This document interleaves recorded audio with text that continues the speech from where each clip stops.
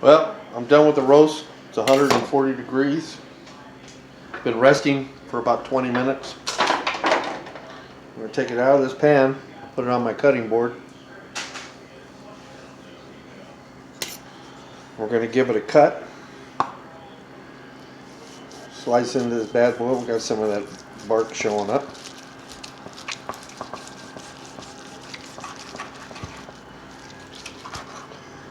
Oh yeah. Nice and juicy. It's got some of that bark on that beef. That's delicious. Wish you could try it.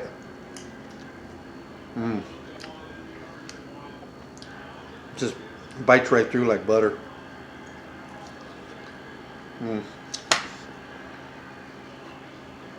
That's the best way to do a prime rib roast or ribeye roast. Smoke it on the grill, 3 hours, 100 or get it up to about 140 degrees internal temperature. Smoked it at 300 degrees. Came out perfect. See you later.